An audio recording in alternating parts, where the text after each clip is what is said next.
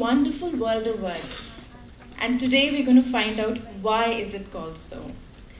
There's a saying which actually, excited me when I was kind of looking up what to talk today. And it was very brief, but it meant a lot. It says, think before you speak. Read before you think. Because after all, the game is in the words. As they flow along, meanings, conversations, and stories flow along.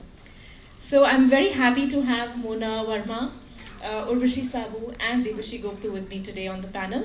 But what excites me more is the fact that we have Vivan and Khushi from Lotus Valley who have joined me today in moderating this conversation.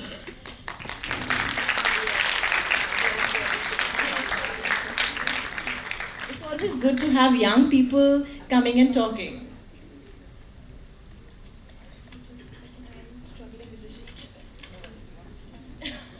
Thank you. I think I should be able to manage. I will swim through. Great. I love doing it the analog way, so while people still go through the phone, I feel there's nothing like paper. So today, as we unfold the many genres that are packed within the covers of a book, irrespective of what they are, we are going to talk to our authors about how a new dimension and a new layer can be added with every reading, and how every genre can actually help us understand life a little better.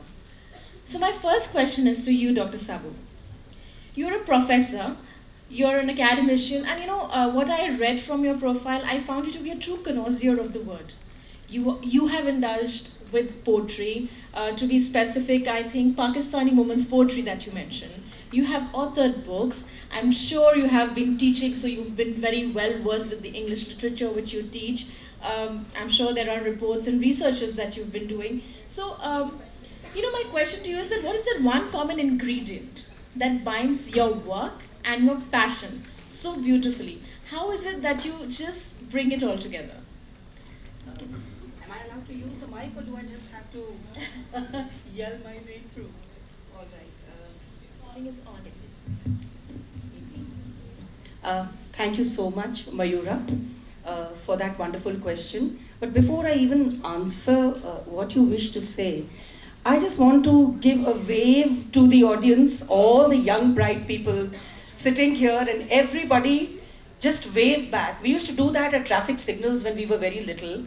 Y'all are my green signal today. So if you could just wave, I know you are all there and you're all ready. Right? Wonderful. Yes, Mona is there. All right, how do I unite my passion and my profession? It's the word that unites them, right, Mayura? It's the beauty of words. We've just had a sublime experience with Sonam ma'am's performance. Right? Bol ke lab azad hain tere. Right? Alfat unbin, inbin, anbin, nukta yar padhaya. Right? Now there are sublime thoughts that come to the mind of man. And yet, how would you all know them if somebody had not written them down and if you had not read them? Right? In the beginning was the Word. That's from John in the Bible. Right? We have the primordial sound. Can anyone tell me what's the primordial sound in the Hindu cosmos? The first sound. It's Om. That's a word, right? In Urdu, in Farsi, there is a word called Ikra. It simply means read. If you have to know the word is to be found in books. And if you have to experience beauty in every possible form, in every possible aspect of life, it is the word that will bring that beauty to life for you. We know that beauty exists in music. We know that beauty exists in dance. We know that beauty existed in that exquisite painting of the Navrasas that your schoolmates drew for us. But all of this can be brought alive only and only with words. I noticed, Anita ma'am, in the dance performance of the Navrasas, that your 9 dancers were wearing different colored dupattas. And each of those colors that they were wearing were significant of the rasa that they were depicting. So for example, Shant Ras came with a white dupatta and Raudra Ras came with a red dupatta. How would you know all this? How would your teachers know that these are the colors of the rasas if they would not have done their research and read what Bharata has to say in his Natya Shastra about the rasas and the colors that are significant to those rasas?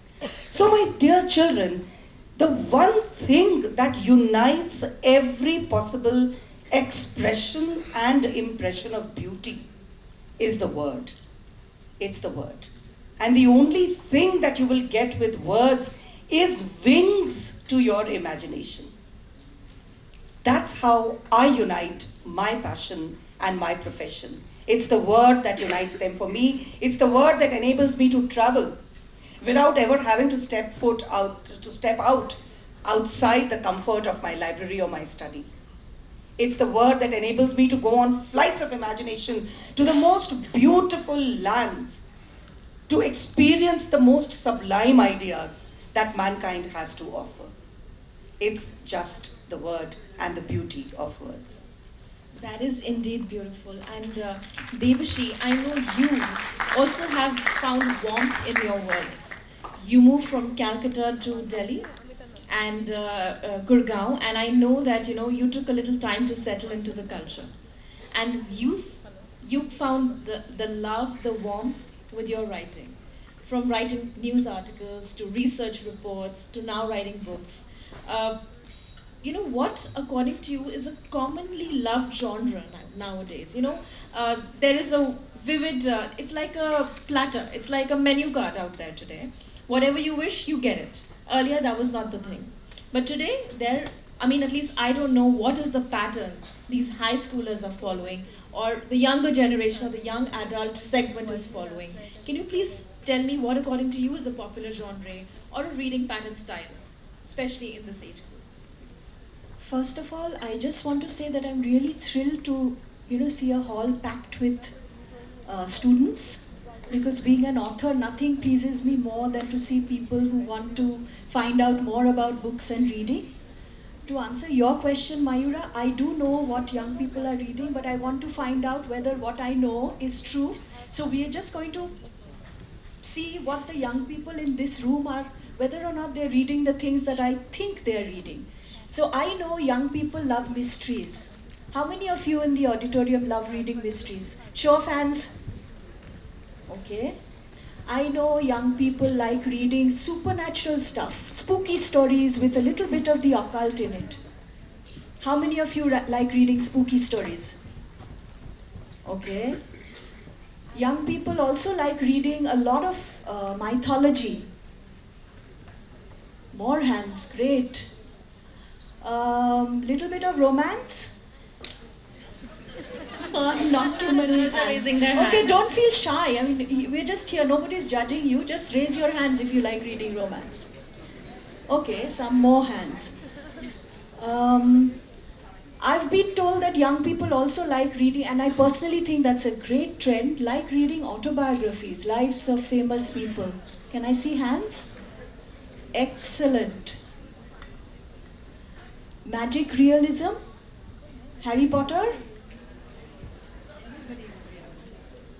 Okay. So yeah, broadly, these are the, I guess people in this room are also reading them. So these are some of the genres that are really popular.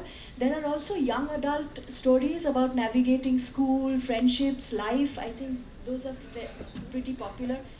Maybe you two can tell us what you like. What do you? I like how Ivan and I raised the hands for, I think, all of them. I think we, every time you said an example, I think our hand just shot straight up, and we were like, oh yes, I've got lots of books like this which we like to read. But I think ma'am covered all the genres, but I'll pass it on to Ivan for his view. Yeah, no, absolutely. Whenever I read for comfort mostly, and those are the exact genres that I find comfort in. You mentioned Harry Potter. That's like the most comfortable book series for me ever, and I relate with every single genre you mentioned in some way or another, with some piece of literature or another. And it's just great to see that we're on the same page here, because there's so many genres and all of them talk about something so unique. And the fact that there's some that we can narrow down and talk about, it's really amazing.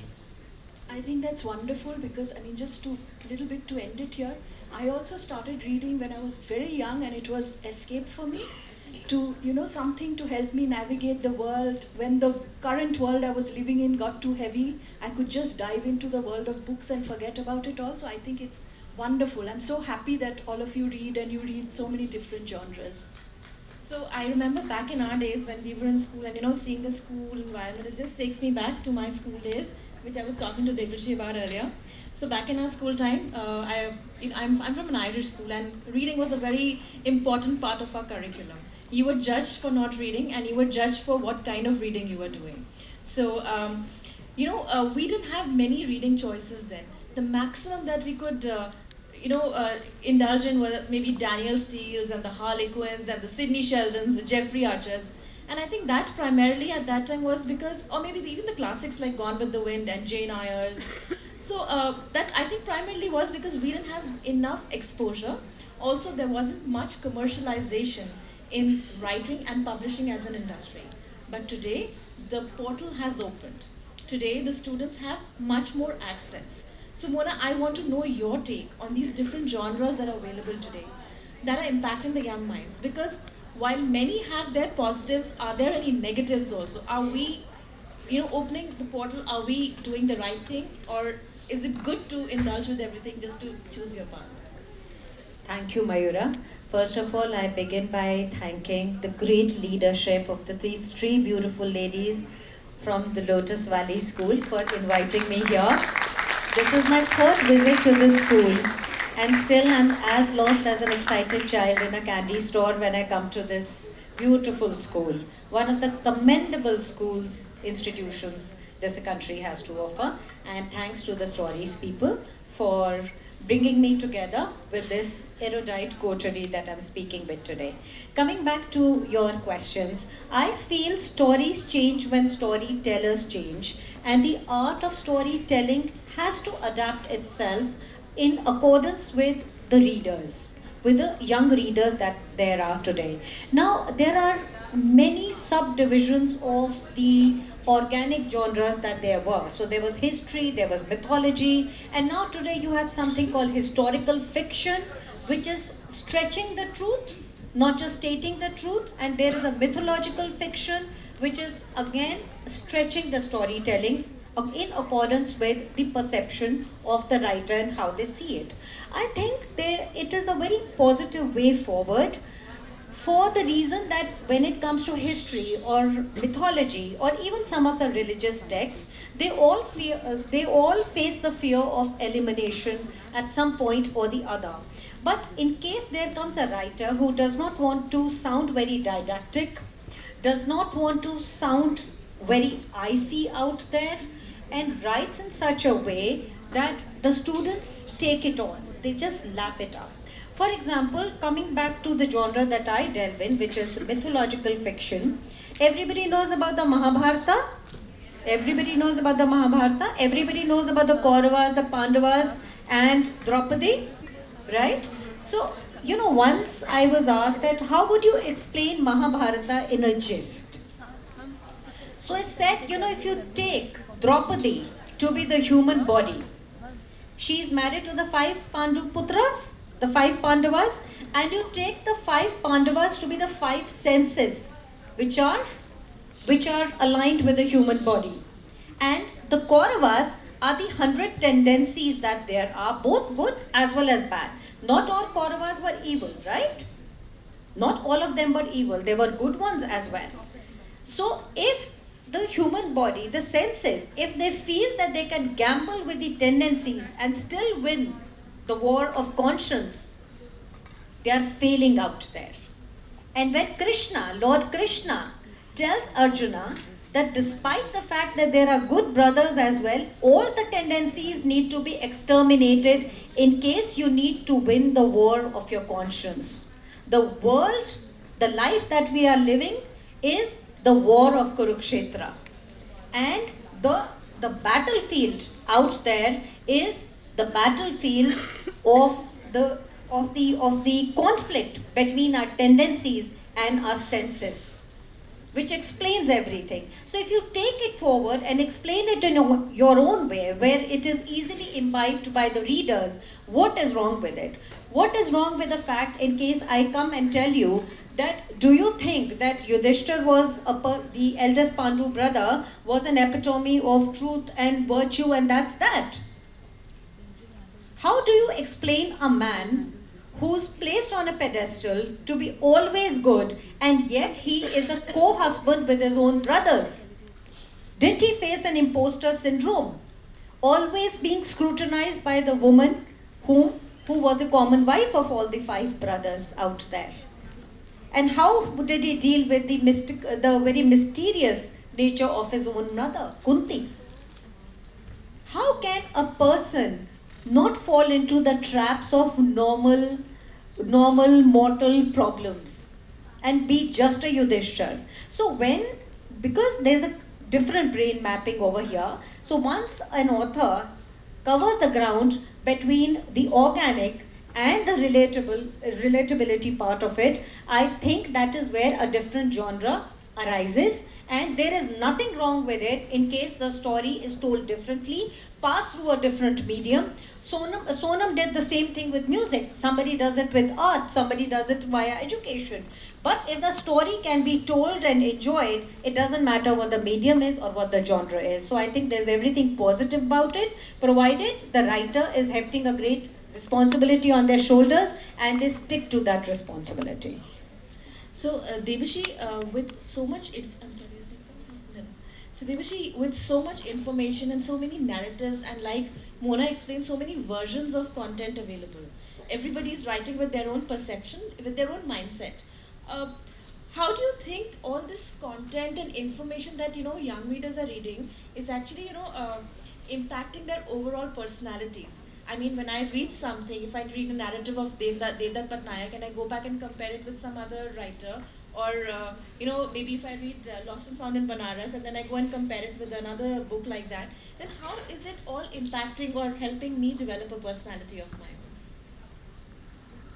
I think the first thing that a book does is to develop a sense of empathy.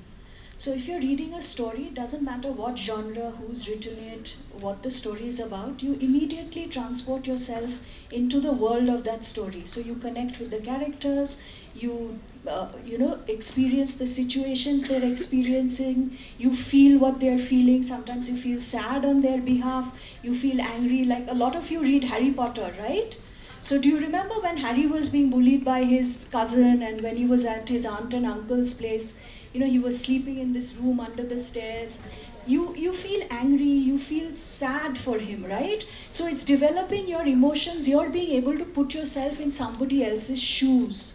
Now that I feel is very important, to develop a sense of empathy, because you have to put yourself in somebody else's shoes to know what they're feeling, to figure out what their situation may be like. You feel sorry for them, you feel angry about their situation. These are things that books help you do. Books also help you travel and find out about different cultures, different cities, different languages. I mean, you do that through studies also, but this is a little more fun to me. So, so you get to travel, experience new worlds. You strengthen your vocabulary the more you read. I mean, even now, I've written books. I mean, I started out by writing a blog where I was just writing about my life in Gurugram. It was funny because I came from another city, so when I moved to Gurugram, it was like a culture shock for me. So it started by just documenting everyday things. And Sonam said something very important, that you have your voice. But a lot of us, me included, I was very shy, very tongue-tied, still am to some extent, gave me a lot of stage fright to be sitting here. Don't feel so confident to use our voice always. And for those people, there is always the word, so you can write. For me, I started writing from a very early age because I wasn't so confident. I didn't like to get up in front of people and talk, so I wrote. So it develops compassion, empathy, improves your vocabulary, and you get to travel, you learn about the world. So I mean, there's no better way. You have to, all you young people, read and read widely. Doesn't matter whether you like reading romance and you're shy to admit it. I mean, read whatever the hell you want to read.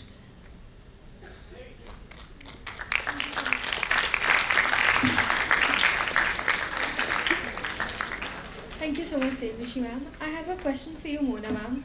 I have to say, I absolutely adore the title of your book, Lost and Found in Benares, and especially the issues it covers, which I think are so pertinent to address in today's age.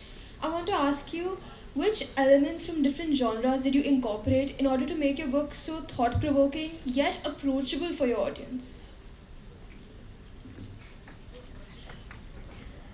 Thank you, Khushi.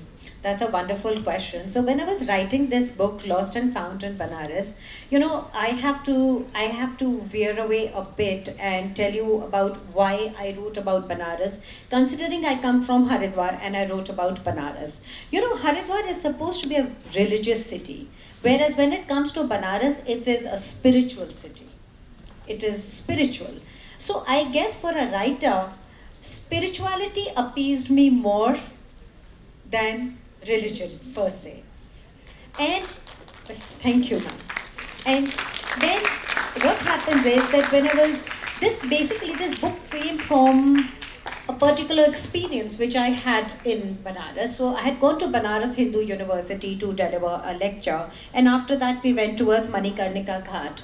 And towards Manikarnika Ghat, you see these child widows much older now, no longer children, and they are seated by the ghats, and they are wearing this pallid 5 yards sari. That is all that they wear. It is an unstitched piece of clothing, and they are rather emacipated. They are so thin, hardly a flesh on their bones, and their heads are tonsured. So when I went back to the university, I asked one professor, I understand the white, I understand they're thin, I understand they're poor, but why are their heads tonsured?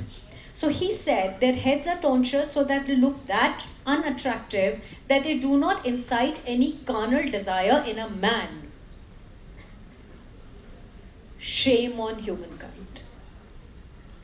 A woman has to make that deliberate effort of looking unattractive so that, because men have no control over their physical sensibilities. Shame on humankind. You all children who are seated over here, you must be following those Instagram reels, how to have thicker eyebrows, how to do professional makeup, how to make your hair look more voluminous, how to lose weight and stuff like that. And then there are these child widows in Banaras who have to make a deliberate effort of looking unattractive. What a radical oblique that is between them and us. And that is where this book came from. This book also, so as you know, you just did that dance performance on the 9 rasas. So all those rasas I used, when I was drafting the characters, when the character development was taking place. So there was a Rodra in the form of Devi, there was a Shant in the form of Brinda, and there was Shaurya Ras in the form of Nirmala Bua. There was a Vibhas in the form of the owner of the Bada Makan. All those rasas one has to use. So if you see Shakespeare, if you know about the movie Sholay, or you know about the Harry Potter, of course, everybody knows about Harry Potter. All those rasas have been used in some form or in some capacity or fraction or the other to make a story wholesome. Because there is one rasa that everybody associates their lives with, their experiences with. So all those rasas came into that as well. Plus there was this social taboo. There was this social problem that I wanted to address. Address that because in case we don't talk about it, then who will? So when we write for women, we make the world a slightly easier and a better and a softer place for our daughters tomorrow. And that is where the book came in. That was a really beautiful answer. I don't think anyone could have that better. I think my next question will be for you, Professor Urvashi. As such a noted professor and also writer, I want to learn from you about which genres you find students gravitating more towards today. Has the trend changed a lot from earlier ones? And if so, what do you think initiated such a drastic change? Yeah, that's a question I really want to answer, and thank you for asking it, Kushi. It's a sea change in the students that we receive now from the ones that we received 25 years ago. And the first thing I notice is that most students that we get in college have gravitated away from literature to content. Okay, and for all of you young people sitting here in the audience, I do hope you know the difference between what is literature and what is content. Okay, so when it comes to genres, Kushi, the genres that we teach at university level would be novels, drama, poetry, all right?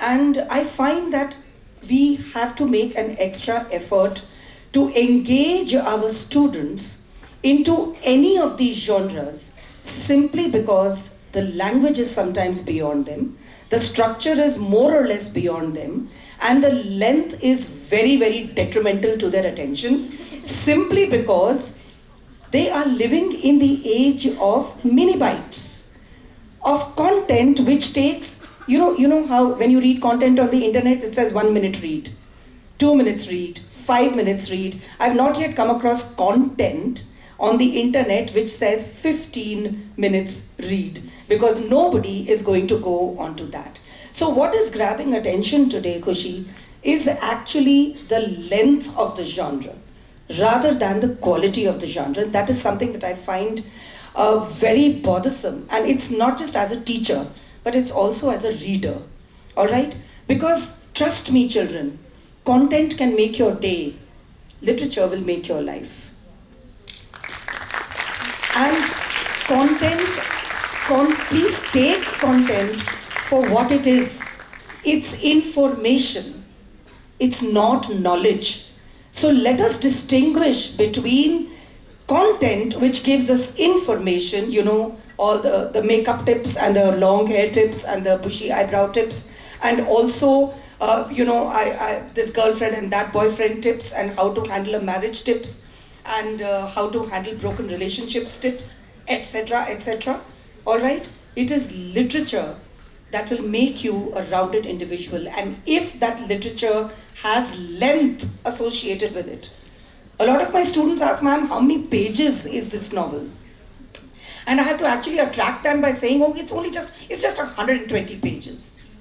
And you'll be able to read it, all right? So my thing to you, dear children, is do not go by the length. We are not, and I'm apologetic for using this word here, we are not unpards and we are not gamars, right? We do not take up our books and weigh them and say, oh, ये तो बहुत मोटी है, इसको मैं कैसे पढ़ूंगी या पढ़ूंगा? We open the pages, because that is the wonderful grounding that our schools have given us. We open the pages, and trust me, children, once you open the page of a poem, of a play, of a novel, you will be hooked. The first thing to do is to open the page rather than to weigh the book or to go to the last page and count the number. All right? So when it comes to genres, Kushi, to get back to your question, it's not the genre. I try my best, and I think my entire faculty tries its best to induce in the students a love for every genre. A poem can say it succinctly and beautifully in just so many words. A play will play it out with action, and a novel will carry forward that emotion to its logical conclusion. There's beauty in each genre. Pick your own, but for God's sake, don't let it be content.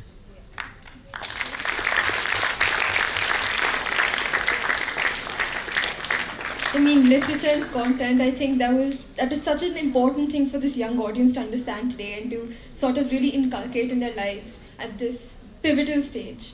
Devishi ma'am, I have a question for you. While seeing your interviews, I absolutely loved how you talked about your shift from Calcutta to Gurgaon and how it was such a, as you described it, a culture shock experience for you. How does that impact your writing with with books like Gurgaon Diaries? And do you think it has caused a shift in your perspective as well?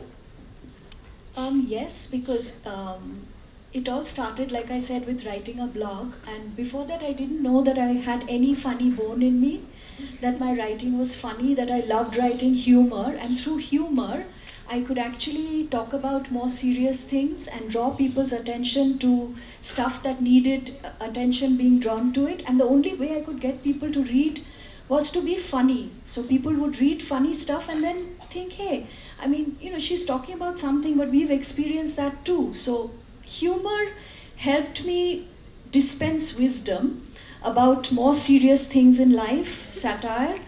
And yes, I evolved because it taught me a lot of things about myself. And I did realize that I love writing humorous things because it helps me deal with a lot that's going on in life.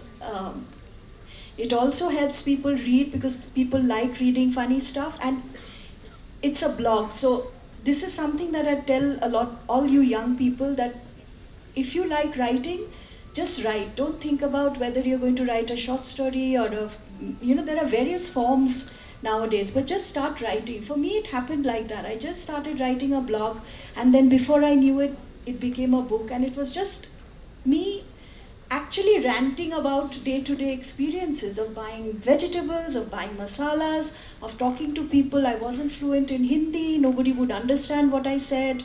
So all of that developed me, and then, overnight my writing journey started. So yes, I mean, to answer your question, Yes, ma'am. I love how you mentioned that it just started one day. I think a lot of young writers are going to be very inspired by that and start their own blogs overnight, I hope. yes, do, because when you start writing a blog, you can write it for other people, you can write it for yourself, you can just make your parents have a look at it, or your friends have a look at it, or if you don't want anybody to look at it, just write.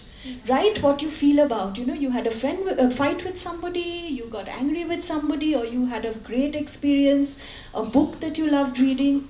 It starts. That's how it starts. And soon you realize, okay, hey, I've been writing blogs, now maybe I want to write a short story about something. So that's how your writing journey starts. For me, I mean, in a systematic way, the blog is how I actually started. And I realized I have a funny streak in me.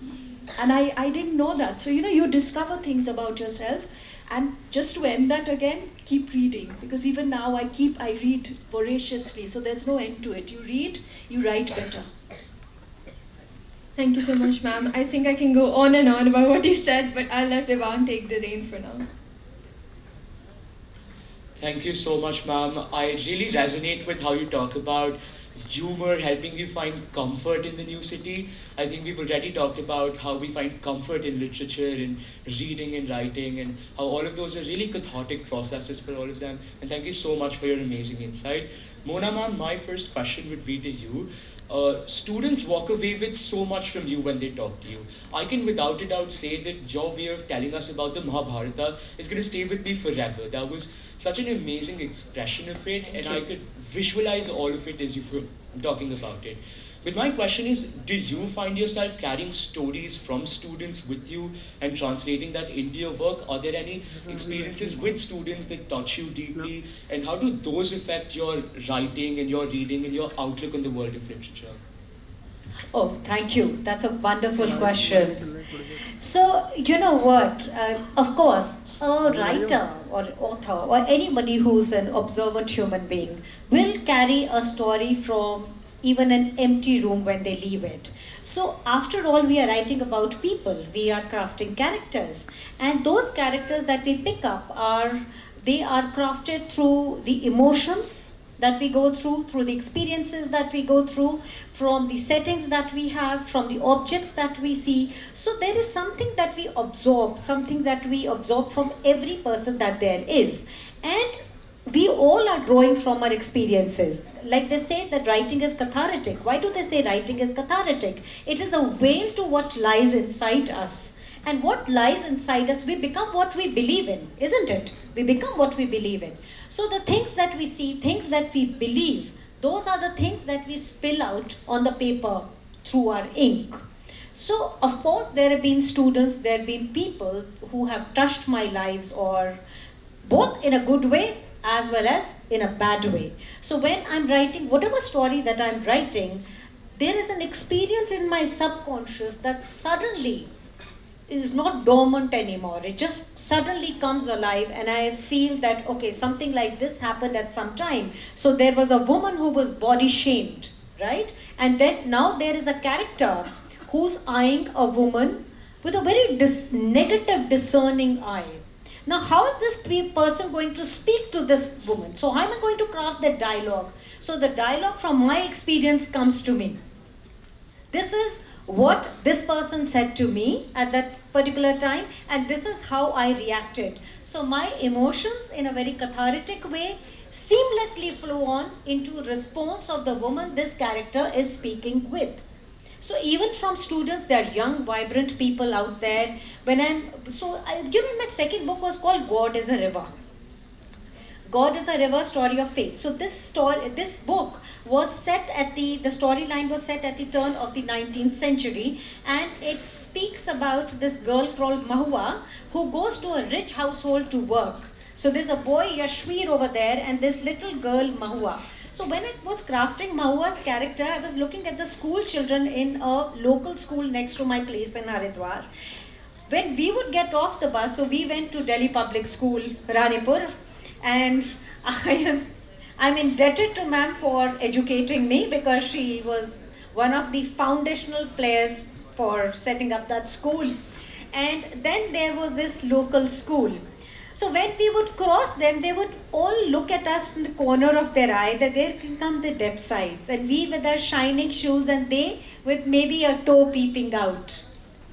And some of them would stand like this, so that the slight tear in the leather won't show. The same thing Mahua does when she is pitted against Yashvir.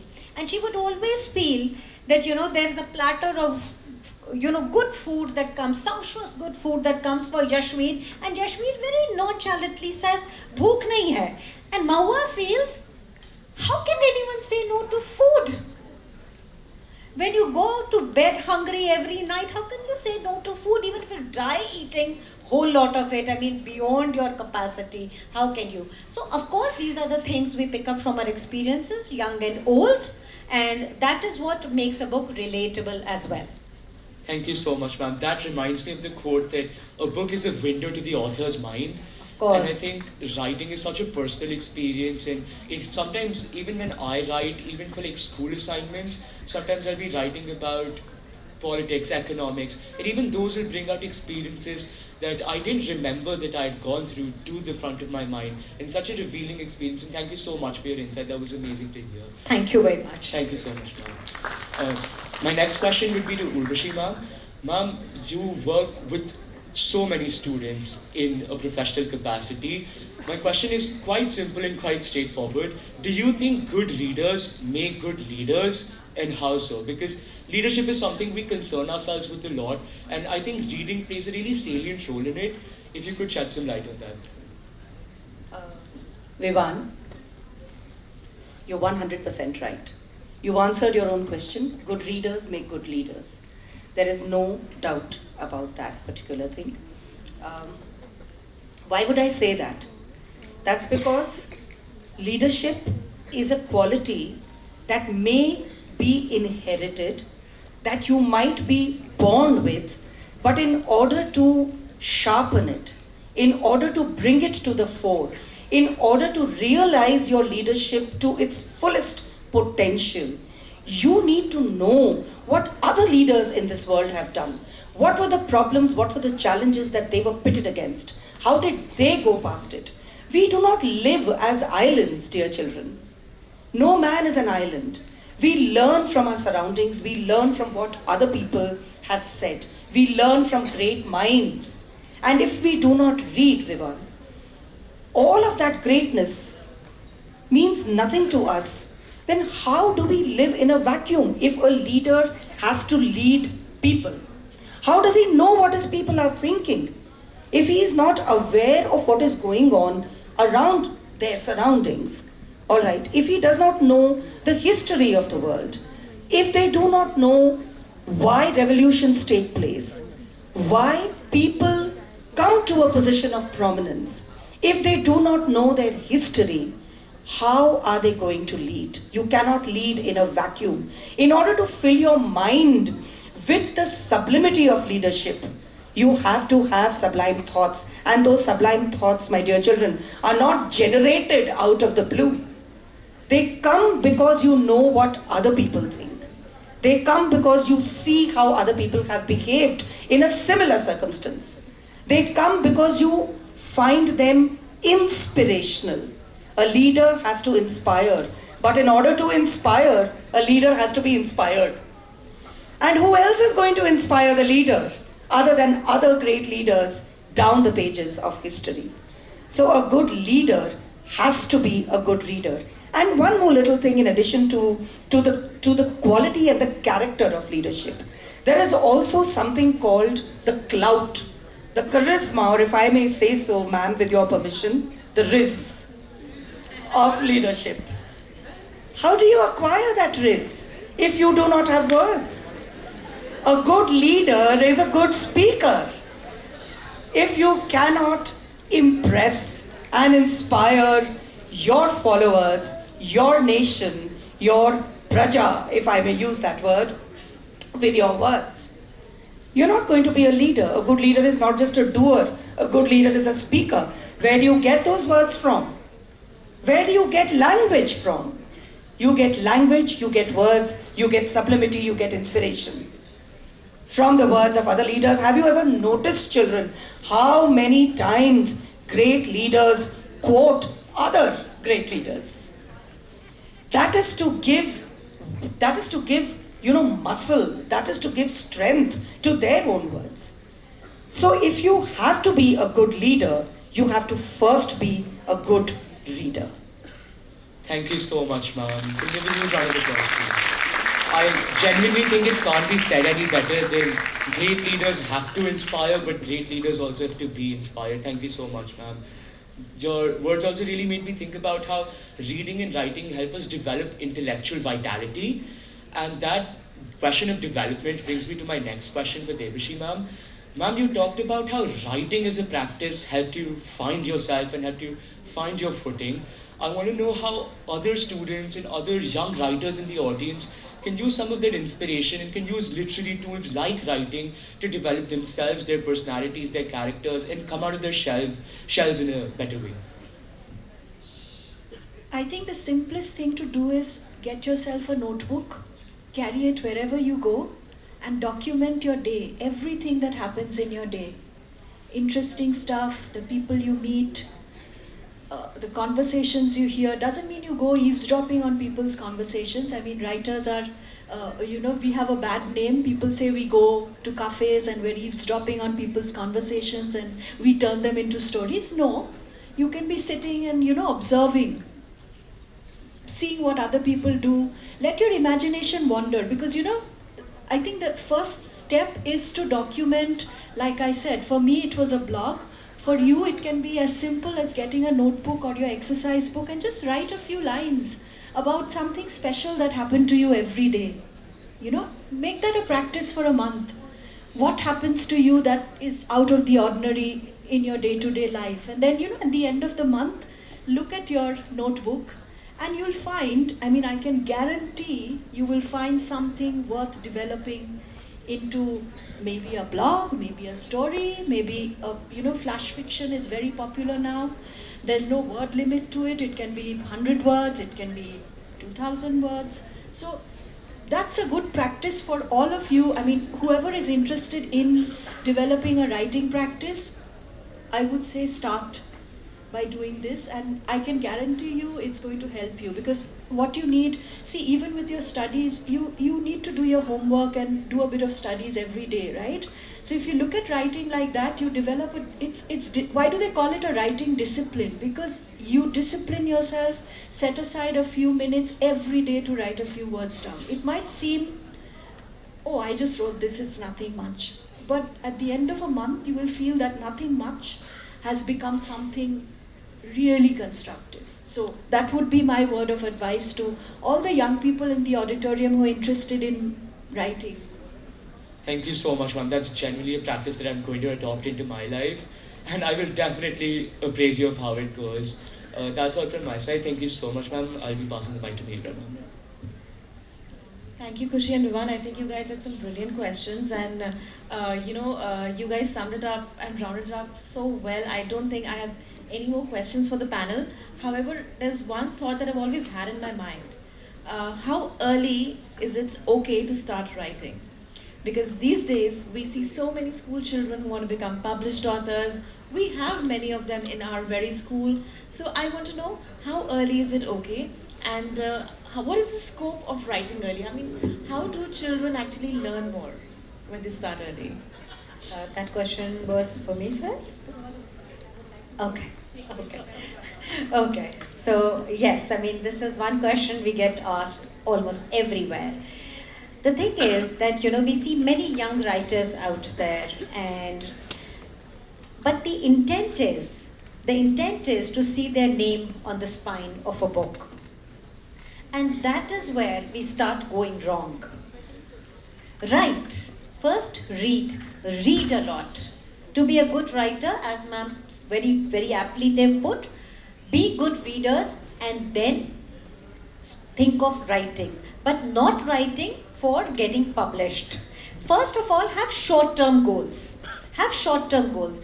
Where children start going wrong is that they have long-term goals. So whatever they write, they feel that it is the next best thing after the invention of fire and wheel that they produce for this world, and they should immediately get it published. No publisher is going to bank their money on a new writer, that also a young person. So if you have a long-term goal, you will give up halfway in between because nobody will be ready to publish it, and you'll feel, what's the point that I'm writing, nobody is willing to publish it. So write for yourself first of all, have a short-term goal, pass it through the lens of your teachers, friends, parents. If they say that there is a scope for improvement, first of all work on that improvement. Then have another short-term goal. Get onto the social media and write on the kind of portals that you have any respect for, and then think of book writing, and then have that long-term goal. So have many short-term goals and then reach your long-term goal instead of being hasty and throwing the baby out with the bathwater. That simply does not work. Never start writing with an intent of just seeing your name on the spine of a book, because sooner or later, if it is not good work, it will break our mental spine or the intention or the dream of writing. So read a lot. Itni jaldi kya hai? There is lots of time.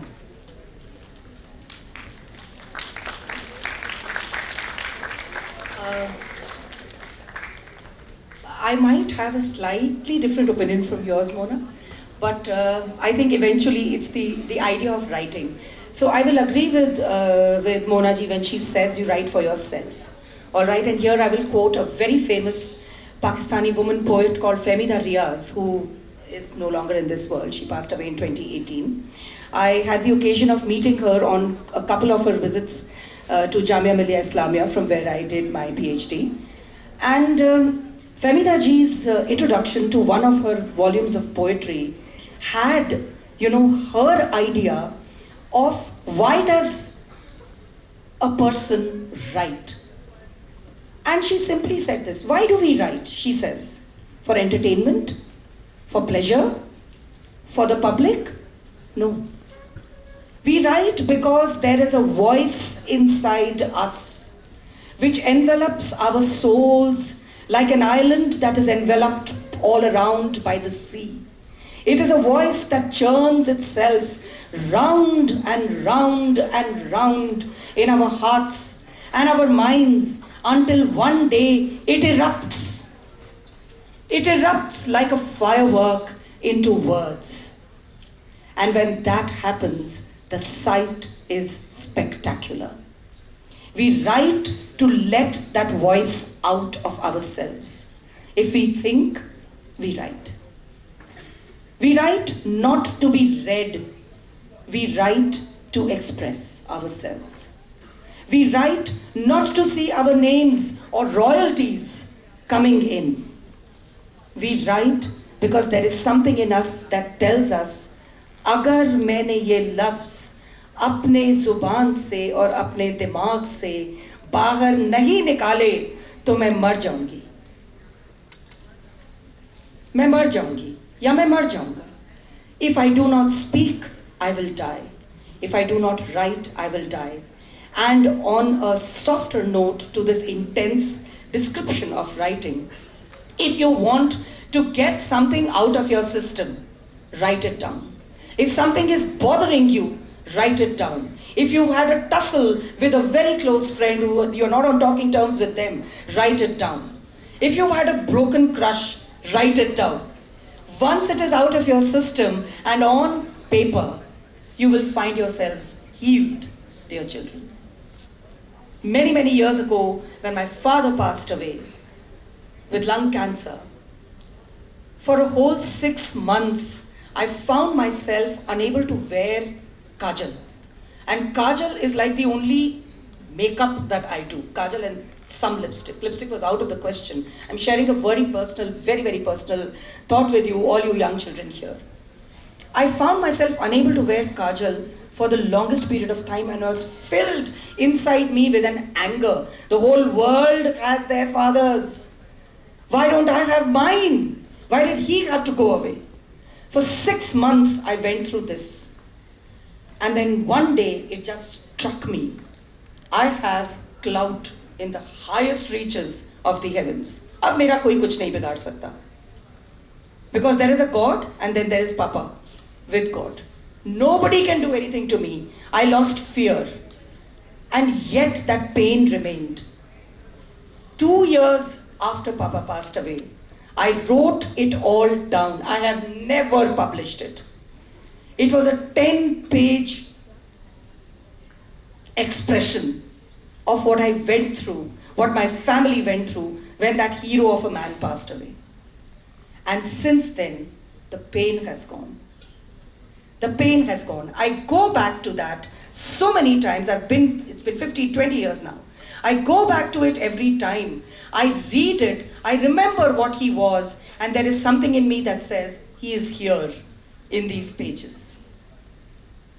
So it is a combined act of expressing yourself and going back to it and reading it and finding succor and solace and peace in reading that, right? So write first, W-R-I-T-E, write first for yourselves. Write to take out everything that is inside you onto a page. And on a very, very practical note, I will urge you, do not write on your devices. Do not write on your laptops. Do not write on your phones. Do not write on anything that has a delete button associated with it. Write on pages so that when they turn yellow and your hair turn grey, that book will be there, the laptop and the phone and the iPad will have been junked generations ago. Thank you. I just wanted to add one little bit to what these two wonderful ladies have added, is that we always think about writing and the end result is a book. But it doesn't need to be that. You can, there are plenty of places where you can write articles, you can write short stories, you can write, small little pieces, essays. So if you really want to see your name out there, you can start like that. I mean, contribute to it. It wasn't so many when we were growing up, but you guys have a lot of opportunity. There are a whole lot of publications, magazines, portals that accept writing from young people. So you can start out by, sending your pieces to those places, see whether, get some critique from them, because then you know whether you have some work to do or not. That being said, I was recently invited to the book launch of this girl. She's 13 and she's written her first book, which is a supernatural thriller about some friends who go to the Andamans. And I was a little skeptical when I was invited, but I went there, and that is a brilliant book.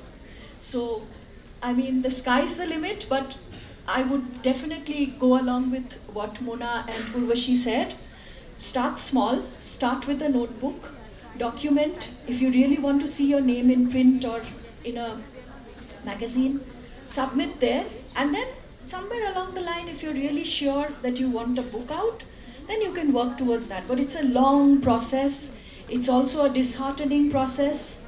Having written 7 books, I can say every new book is gearing up for more rejection, a long period of waiting, so it's not easy.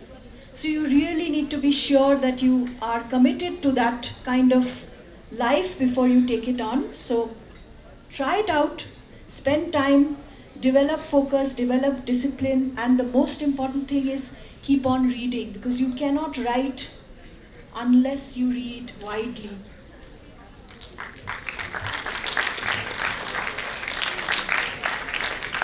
Good, but just as ma'am said, just wanted to add something which crossed my mind, that when you become a writer, you're hefting such a huge responsibility on your shoulder, because every word that you ink will be there for generations and many generations will be following it. Like they say, लफ्ज़ों के भी जायके होते हैं, उनको चख कर परोसना चाहिए. Be very careful of every word that you write. So I believe the key takeaways here are that it's not just patience that one needs to have when getting into the process of writing. It's also the commitment. And more than passion, commitment, perseverance, all those adjectives. What Sonam said in the morning, that inner voice. If you can actually awaken that inner voice at an early stage, you may write early. But be very sure of what that inner voice is telling. Right. Thank you so much, ladies. It was a pleasure having this conversation with you. And thank you, students. I don't think this panel discussion would have been as chattier without you guys. Thank you.